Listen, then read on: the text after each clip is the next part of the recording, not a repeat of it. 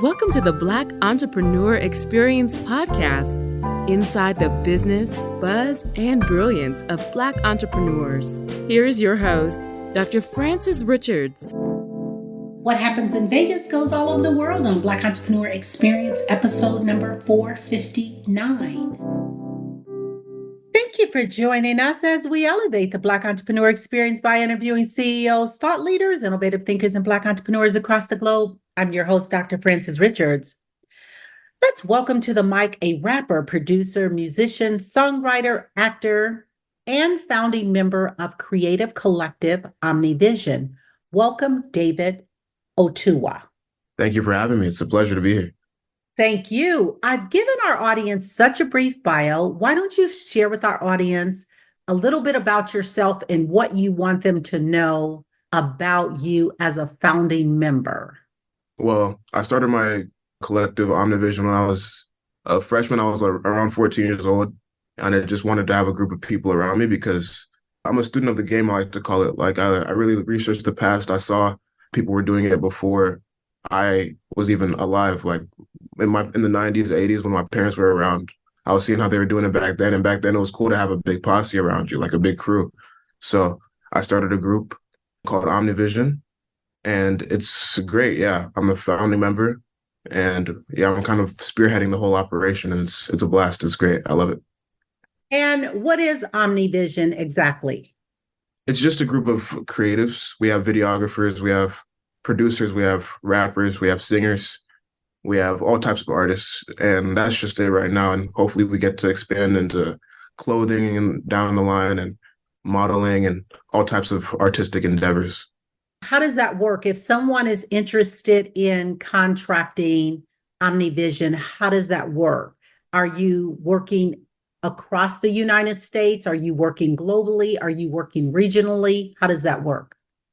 Well, we're very national right now. We're staying within the US right now. Actually, even smaller scale than that, it's really local. We're all from Las Vegas, Nevada, and we're not really contracted. We're more so putting our product out. We're kind of, just like the same way any clothing brand would or any musician would. We're just putting our stuff out, but we're coming together and putting all our heads together that way. Okay, so that's great. So you guys are a collective of content creators. Yes, yeah. Arts, okay. And talk about getting in the field of music and acting. What sparked you to start in that industry? Well, I've always loved music. I started off breakdancing. That was my introduction into hip hop when I was 10 or 11 years old. I started breakdancing, and then I really got really deep involved into the hip hop culture. And once I was really in the hip hop culture, I just kind of, rap was like the natural transition, was the natural evolution of that. So that's how I started with rapping. And then I just kind of put my all into it and I've seen other people my age do it. So I wanted to at least give it a try, And acting, I've always acted as well. I grew up doing musical theater and doing plays at church and whatnot. So yeah, these are just things that I've always been doing. I've always loved the arts. And so if I understand you correctly, you are in college, is that right? That is correct, yes. And what are you studying? My major is called recording arts. It's basically audio engineering for the music industry. And why did you pick that major? I wanted to be able to keep everything as in my control as possible. I don't want to have to outsource my music to too many different people just to get it sounding right or to have a finished product. I want to be able to be as in control of my sound as possible. And speaking of sound and music, who is your favorite artist? I like Chance the Rapper a lot. I like Tyler, the Creator, A$AP Rocky, Drake, Kendrick Lamar, J. Cole. I think that's kind of a good bunch of people. And what inspires you in terms of your creativity?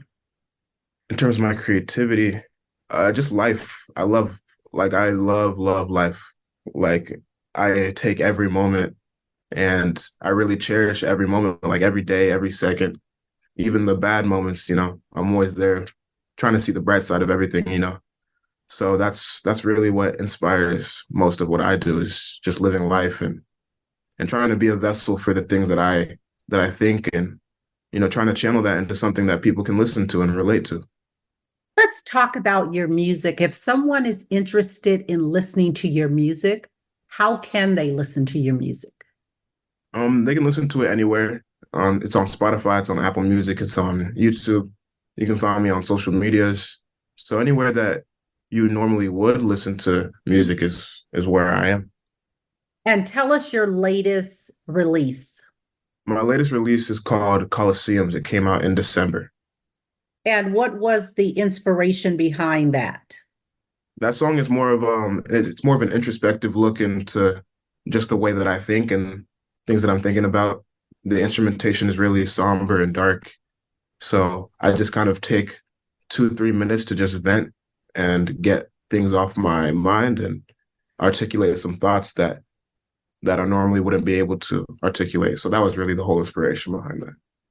When you made the decision to go to college, do you think that was a good decision to go to college, or would have preferred to just jump right into the creative space, stay in that space, and not go to college? I think it was one of the best decisions that I have ever made. It's one of the most impactful things ever. I've really honed in. I thought I knew what I was doing until I went to school, and then I realized that I don't know anything. And I'm getting a change of scenery.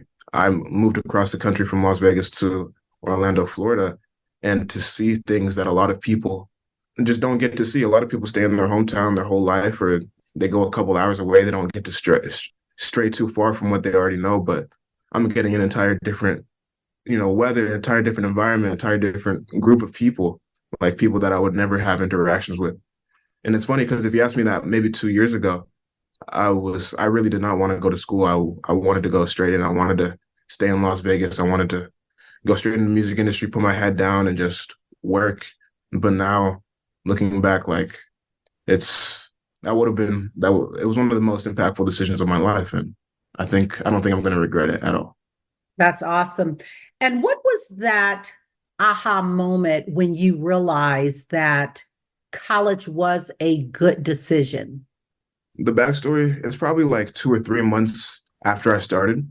Once I got my little like gen ed classes, not gen ed, but the more miscellaneous classes like psychology and stuff.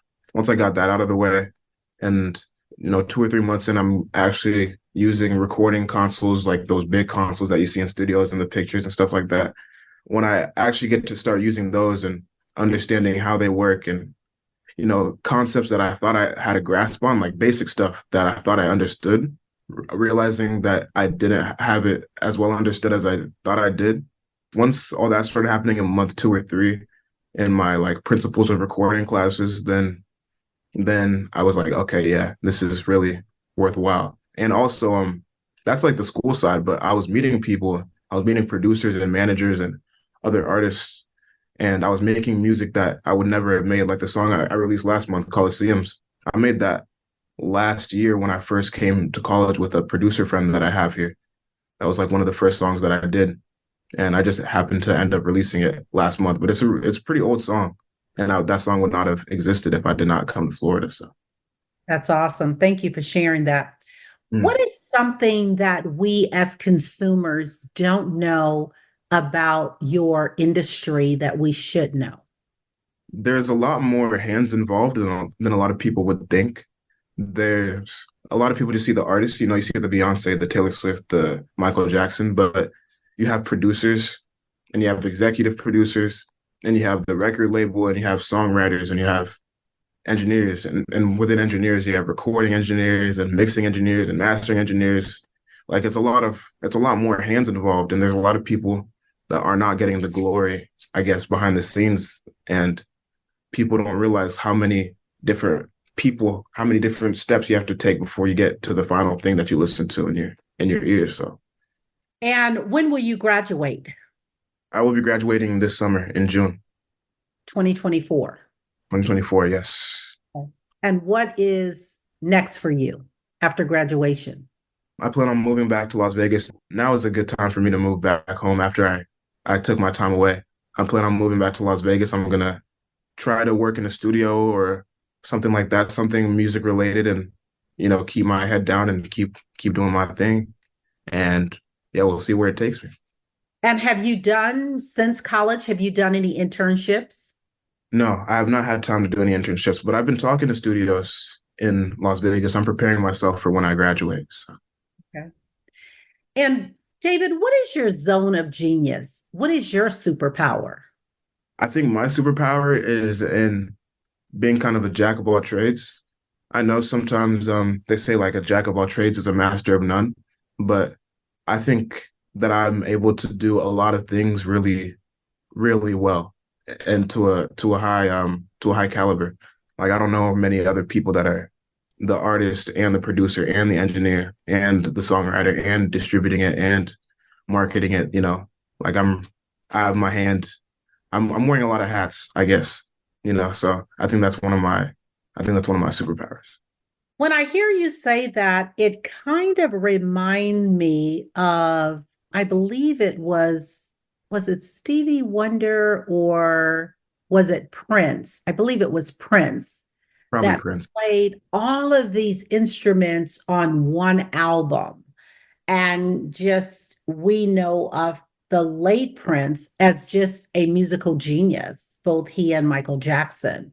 It sounds like with your creativity and your gift that you have the ability to soar in a lot of different areas. Yes, that's what I'm hoping for. And yeah, Prince and Michael Jackson, they were musical genius. I have professors that tell me stories about working with them in the studios, and it's like it's mind-blowing stuff. Like sometimes you hear things about certain people and you don't know if it's more myth than reality, but with them, they're the real thing. They're the real deal. Yeah, they were very, very gifted. And when you talk about having your hands in a lot of different areas of the actual product that we see, which one gives you the most excitement? I think that it depends on the project. It depends if I'm working for myself or if I'm working for somebody else. But when it's me, I just love writing songs. I love writing songs. So, the songwriting process, I enjoy it more than actually recording the song. Like I just love, it's like a muscle. It's like when you think about something, it's like when you lose a memory for a while and you're just trying so hard to think about it and you have that weird feeling in the back of your brain, like, oh, it's on the tip of my, like it's almost there. That's how it feels for me, like throughout the entire process of writing a song. Like I'm so close. I'm like it's almost there. And then sometimes you hit a little stride and it doesn't even feel like you anymore. It's like something's pouring down over you, and you just start going. So that's my favorite part of the process for me is writing the songs. And who is David Otuwa? David Otuwa he's an intellectual. He's an extrovert. He's troubled in some ways. He's just trying to navigate life. He's a young man who has a lot of big ambitions and a lot of visions for what he thinks are achievable in life, and he's not afraid to go get it. What problem, David, exists in the world today that you would like to solve? Well, obviously, there's a lot of injustices happening overseas, like in Congo and in Israel, and there are a lot of like war things and conflicts that I would love to see mitigated over time. I want to use my platform to be an activist. I love social works. I want to stand up for the people that are disenfranchised or not getting their fair say in everything that's happening. So I want to speak up for Black people, for minorities in every sense. That's what I want to do with my platform. Advice you wish you had followed. Advice I wish I had followed. That's a good question. Let me think. When you're recording someone for the first time, not even for the first time, just when you're trying to get a song recorded, you want to have as clean of a signal as possible going in so you don't have to do as much work trying to correct things. And I guess you can kind of apply that to any aspect in life. Like those first couple steps you do towards anything, you want to make it as good as possible so you don't have to worry about it in the future when you're trying to be on the next step, you don't want to have to be thinking about how you can fix things in the past. So my uncle Chuck, he told me when you're mixing, you want to just mix. Mixing is what you do with the music once it's recorded. You mix it all together so it sounds good. And he said once you're mixing, you just want to mix. And if you don't have it going in right, then you're not mixing anymore. You're fixing what you're doing wrong in the past.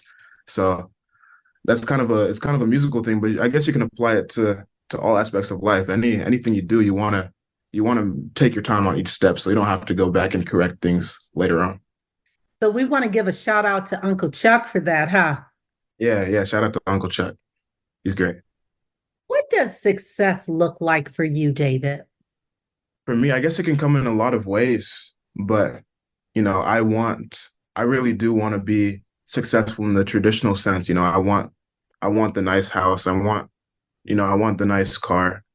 I'm not super materialistic. Like I don't have to be in Buckingham Palace, with a Lamborghini, but I do want to not have to worry about money.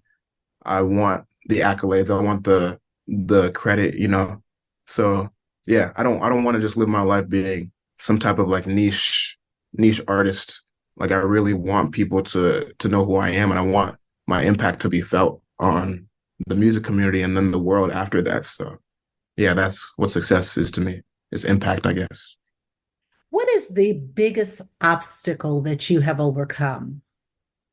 The biggest obstacle that I've overcome, it was really just embracing change, like being able to move across the country with a group of people that I'm supposed to be the leader of, in a sense.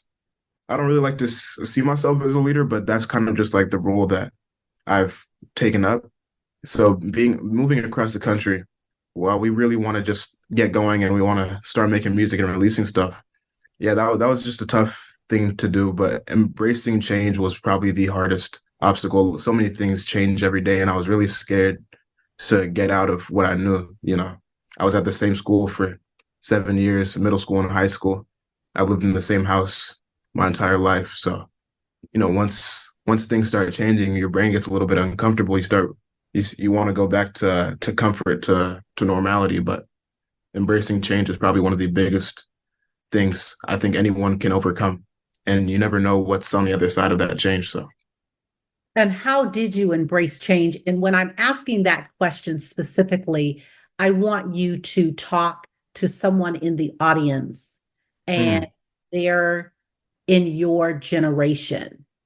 When you talk about change and embracing change, give them advice. What advice would you give them?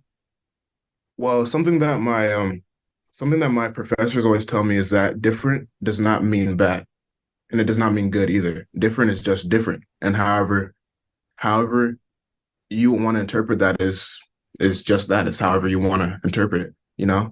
Things in music is a very subjective thing. So you can do something to a certain sound and it'll change it. And just because it's different does not make it worse or better than the other thing. It's all about how you interpret it. So applying that to non-musical things, if someone else in my age, you just have to be comfortable understanding that things can be different without it being bad or good, and whatever however you interpret it is all up it's all in your head. It's all up to you. There's a glass half empty, glass half full, so you just have to see the bright side, I guess. When you talked about your collectives, talk about them as much as you feel comfortable individually and collectively. What is everyone doing? You mentioned that you started the collective in Las Vegas, Nevada. So we're assuming your team and your posse is in Las Vegas. Did they venture out? How did that change and you actually maneuvering and managing those relationships in a distance? Mm, these are great questions. These are great questions. I want to start off with Dreas. He's a rapper in the group. He's probably one of my favorite artists, not even in the group, just in general. Just the way he works. I love the way he goes about things. He's not afraid to step out of the box. And he's who I met in freshman year, who I started it with. We were trying to start a group together. We wanted to rap. We bonded over similar styles because a lot of people were listening to newer music, but we were more old school. We were listening to like Rakim and Nas and Pac and people like that. So So he kind of had more of an old soul and an appreciation for classic hip hop. So that's how me and Dreas bonded. And he ended up at Montana. He's in Montana right now. He's a film major, and I think he's trying to play football out there too. And we have Zay. Zay is he's another rapper. He's also one of the like original members. He was Dre's friend before I ever met him. And he was one of the first people we brought along to build the team with. And he's another rapper too, with another appreciation for classical hip hop music. And he's in Las Vegas right now. He's working. So when I move back, I'll have him to go to. And we have Hayden, Hayden Clark. He's a singer. He's more on an R&B, like acoustic singer vibe. He plays guitar. He plays piano. He's a very creative person. He does it all. His brain works in a similar way to mine. Like he really wants to just figure out life, and he wants to find the truth of things, and he loves sticking up for the little man and things like that. And we have Milo. His stage name is Double M. He's also a rapper and a producer and an engineer. He does a lot of different things. He's in Oregon right now. He's in Eugene. He's a big Ducks fan. So he's in Oregon. We have Raf. Raf is in Las Vegas. He's working. He's doing real estate things. Let's see. Anyone I'm missing? Anyone I'm missing? We have Donovan. Donovan is also a producer. He sends us a lot of instrumentals and a lot of beats to work on. And Camden is our videographer. He does our editing.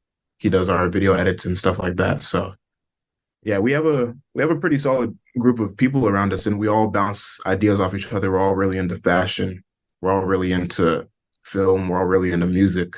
So, even though it might seem like it's a lot of rappers, there's a lot of musicians, like we're really all doing everything. We all edit content. We all create content. We all try to wear good clothes. We all, bounce ideas off each other. We're all just trying to figure it out. And we do it in a very respectful way. No one ever gets on each other's toes, so yeah, it's just a great group of people around me. And that's my second family. Like I couldn't love them anymore. That's awesome. Thank you for sharing that. Yeah, of course. What is your best discovery in life or business? My best discovery in life or business. I think one of my best business discoveries was it's a marketing tactic that I learned, or not even a tactic. It's more of a theory.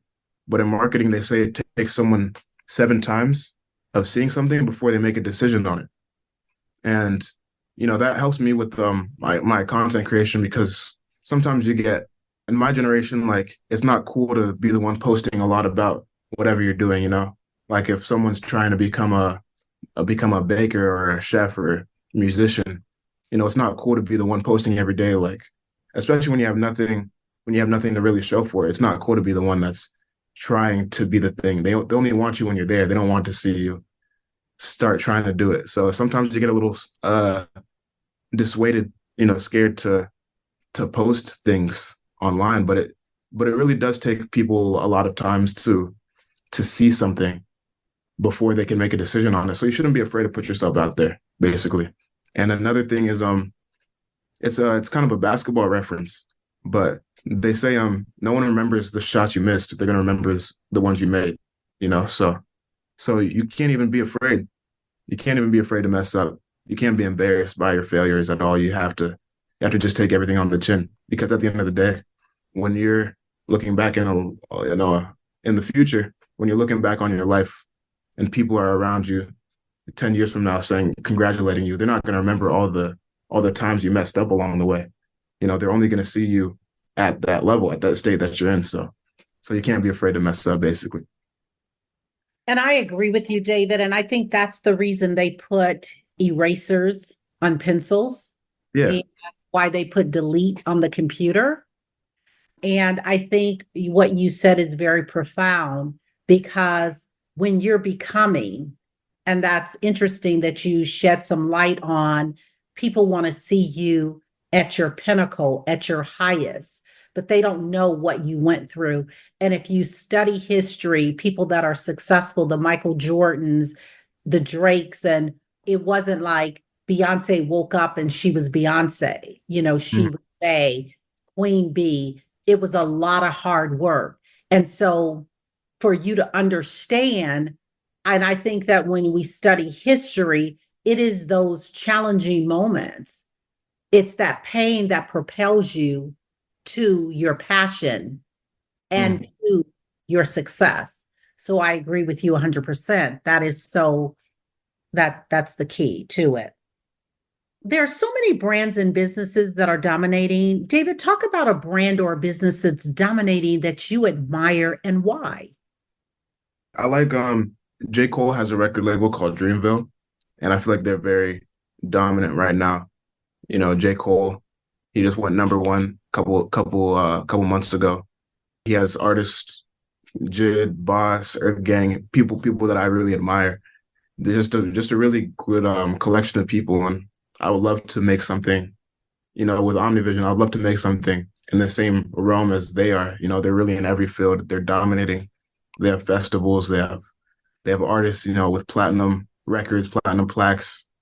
So that's kind of a brand that I really do I do admire. I do appreciate them a lot. David, I want you to have a monologue. I want you to name this person, living or not. And this person has inspired you so much. Who is that person? And what are you saying to that person? I think it would have to be Kobe Bryant, probably. I love Kobe Bryant. I love everything that he stood for. And, when he passed away, it was such a shocking moment for the world. Like no one I felt the heaviness that day. I remember it was a Sunday. I remember telling my mom on the way to church that he had passed away. And it was just such a heavy, heavy moment. So his mindset and everything that he stood for, he was waking up 4 or 5 in the morning, going to practice. He would work out twice a day while still being a family man, while still taking care of his kids and still performing in the NBA at the highest level imaginable. Someone that didn't have to be in the NBA. Like he's not the most naturally gifted person ever. He didn't have to do anything that he did do, but he still chose to overcome every obstacle and everything in his way, every wall he broke down. So I love Kobe Bryant and everything. I would love to talk to him. I would love to ask him like where that consistency and discipline comes from, because I feel like I'm pretty consistent and disciplined with a lot of the things that I do, but when he speaks, it feels like it's a different level. It feels like it's a different beast coming out of him. So I would love to ask him where that conviction comes from. That's awesome. What is your most costly lesson you have learned so far in life? The most costly lesson. There's no easy ways to make money. And if someone is offering you something to make a lot of money really fast, then it's probably not real. It's probably not true. I've lost a couple $100 trying to get people to flip and whatnot. So yeah, it's not the route you want to go down. If it sounds too good to be true, it probably is. What is the biggest achievement that you have experienced so far in life? Well, obviously I'm still in the groundwork, still my career. I'm still building on stuff. But one of the biggest achievements is I would say it's having people that I haven't talked to in years from school, from elementary and middle school and like freshman year of high school, people that I haven't seen in years. Seeing them again over break or over holidays, or having them text me when I release a new song saying, "Oh, I see what you're doing. I love the music," things like that. That's probably one of the biggest accomplishments to me right now, because I believed it. I believed in myself way before anyone else believed in me. I was the first one to believe in the idea. So to see people finally starting to come around it's a good feeling, and it's an indication that it's only up from here, hopefully. And let's talk about that. You're young, we understand that you're, like you said, you're in the beginning stages of your career. When you were in high school and you were planning that exit strategy into college, when did you know that you wanted to go into the field of staying in the creative arts, music, acting? I think I've known since I was about 11 or 12. It's always, but I've wanted to do it my entire life. But early on, I wanted my parents are in the medical field. So to them, like this type of thing it's unheard of, you know. There's maybe a couple years when I was like 9 or 10 or 11 where I wanted to be a doctor or a lawyer or something else, like an astronaut or something. But that was more so outside forces telling me that I had to do something more traditional or more grounded, I guess. But it's always been like this has always been my deepest passion and my deepest calling. So there wasn't really ever a moment where it didn't feel real to me. Like even now, I have no doubts in my mind at all that it's gonna work out for me. And that's interesting when you talk about your parents being in the medical field. How did you convince them that this was your calling? It just kind of took me doing it. Like I couldn't be there asking them every day and trying to go back and forth. Like I just had to do it. And I was doing it all of high school, you know, through COVID, through junior and senior year. And they saw the music. I actually had a product. It wasn't just like, you know, intangible ideas and thoughts. Like they saw I could play them my songs, I could play them what I was doing. And you can hear quality, you know, you can hear if something's actually competitive in the industry, if it's more amateur sounding music, you know. So my parents my parents heard what I was doing, and eventually you just kind of you can't really deny it anymore, I guess. So I guess they just kind of got to the point where they couldn't deny it anymore. Let's talk about legacy. When it's all said and done, David, how do you want to be remembered? Mm, I want people to see me and see the activism that I was doing. I want to spark some type of social change. I want to be in history books in the same way like a lot of civil rights leaders were, like Marcus Garvey or, you know, W.B. Du Bois, or like even Martin Luther King or Malcolm X. Like I want to be remembered, and I want to do something. I really want to impact the world that we live in. I want to speak up for people. So hopefully people know me obviously as an artist, but I want them to see something bigger than that. I want them to see everything that I was doing, and, you know, knowing that it's possible for anyone to do anything as long as they put their mind to it and as long as they have a plan.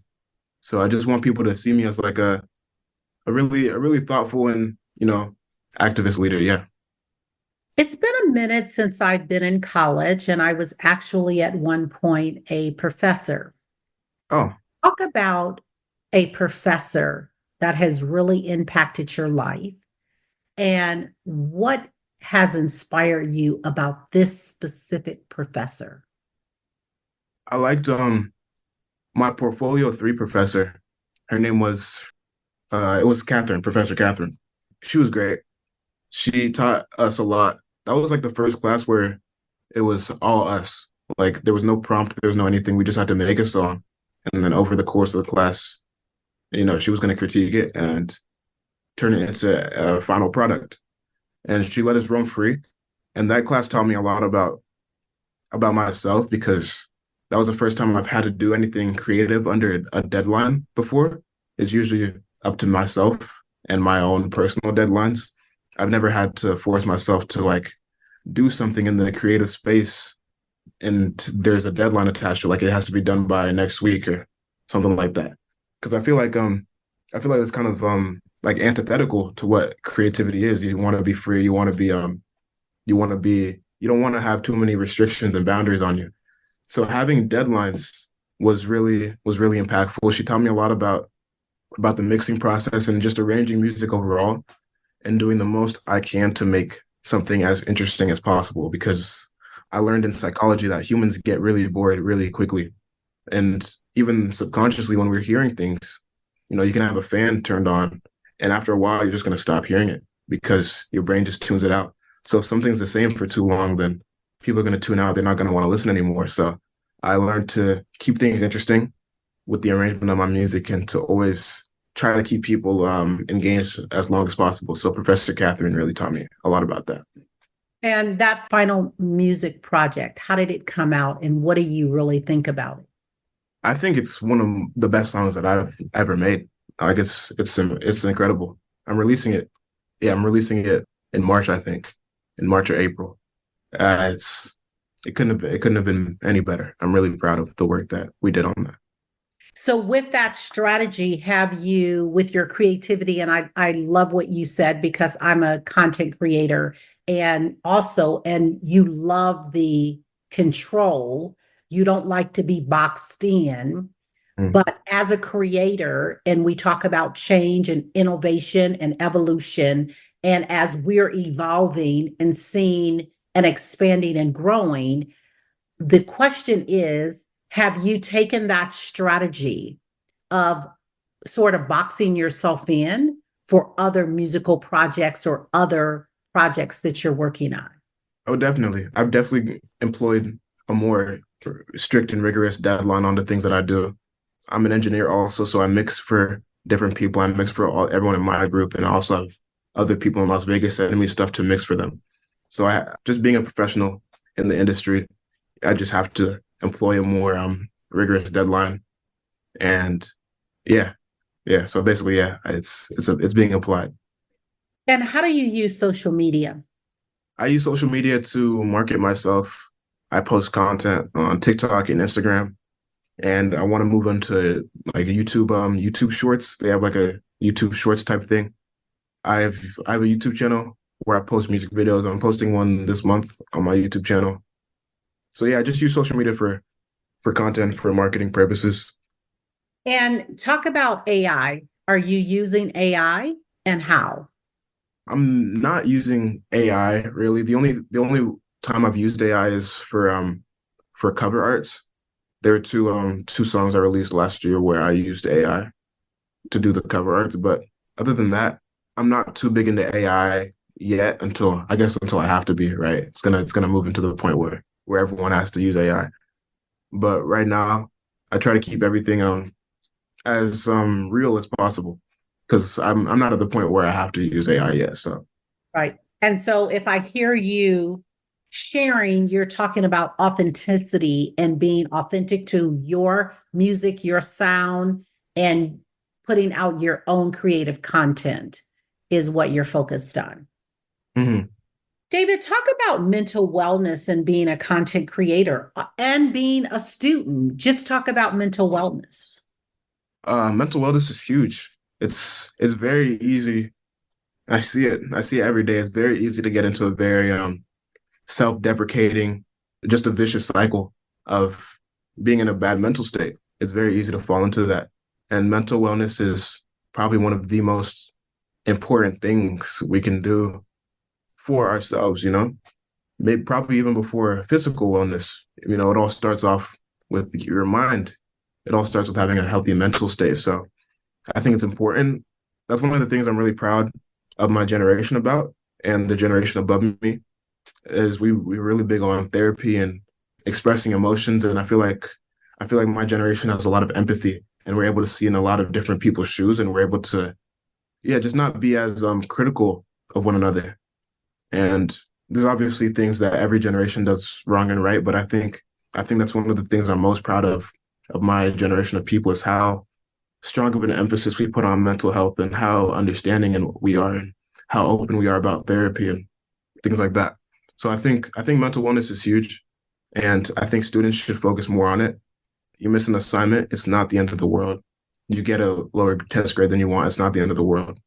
I think I just think people should be more mindful of how they treat their mind and how they treat themselves. Tender loving care to self care. Hmm. David, we're going to switch roles. Okay. If you conducted this interview, what is the one question you would have asked yourself, David? I want you to ask the question and answer it. Okay. Okay. That's another. This is a great interview. This is great. This is another great question.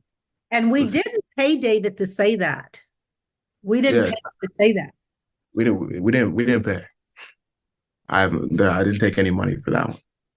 Um, let's see. The one question. I really feel like you covered everything, but there's got to be something, right?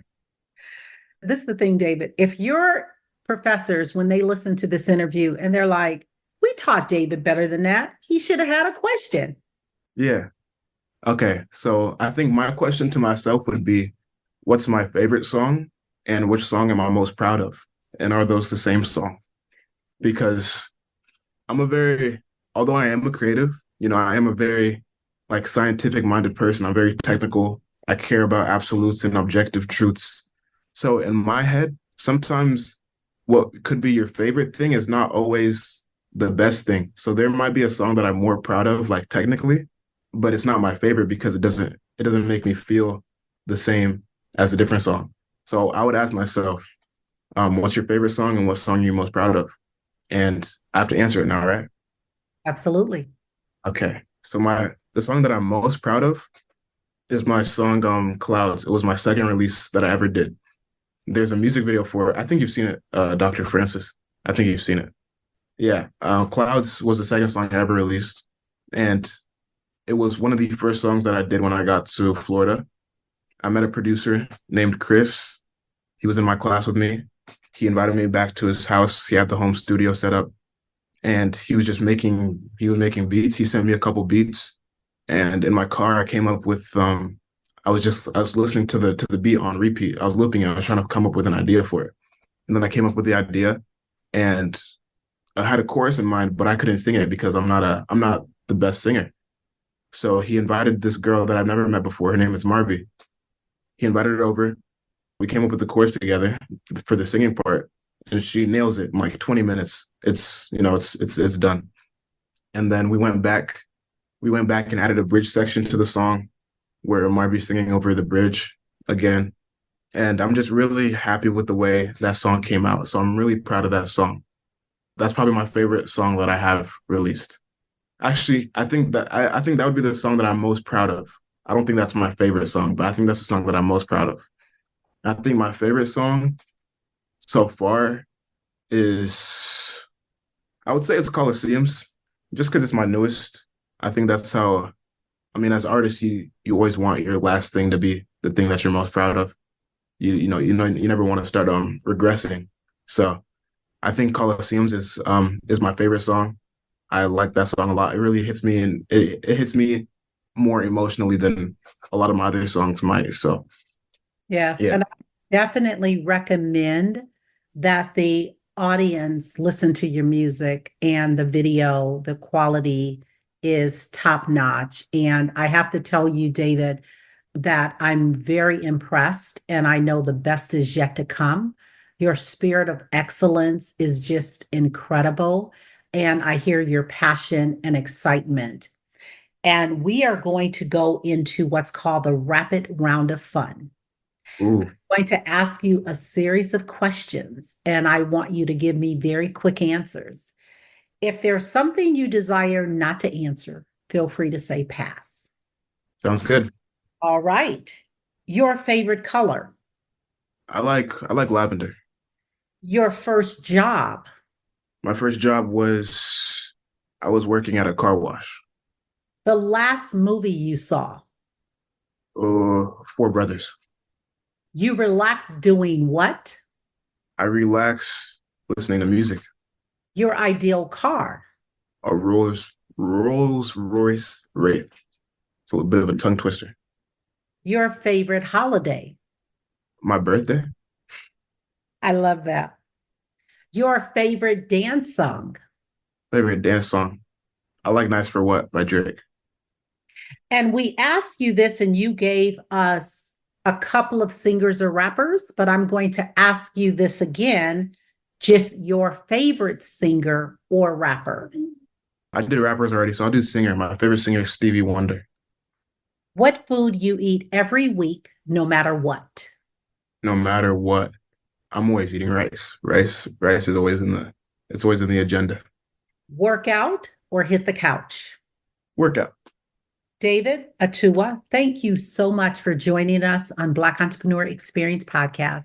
Before we let you go, share with our audience the best way for them to connect with you and to do business with you, and leave them all your social media handles. Thank you so much for having me. It's been a pleasure. Thank you for all the kind words. It's meant a lot to me. It's been a blast. This is my it's my first podcast interview, so the bar is set really high. The bar is set really high. You can find me everywhere at Otuwa, Otuwa. You can find me on Instagram, on YouTube, Spotify, Apple Music. That's my name. That's my handle. I got lucky. It wasn't taken by anybody, so I got on every platform. So everywhere you can go on social media, everywhere you can find me. My TikTok is Otuwa Music, and Spotify, Apple, Pandora, Tidal. It's all Otuwa, Otuwa. Thank you, David. That's a wrap. Thank you for listening and subscribing to Black Entrepreneur Experience. We would love for you to leave a review and rating on iTunes and share with your friends. For show notes and more episodes, go to www.beepodcast.com. Join us next Wednesday, and remember, green is the new black. So keep your bank accounts and your business in the black.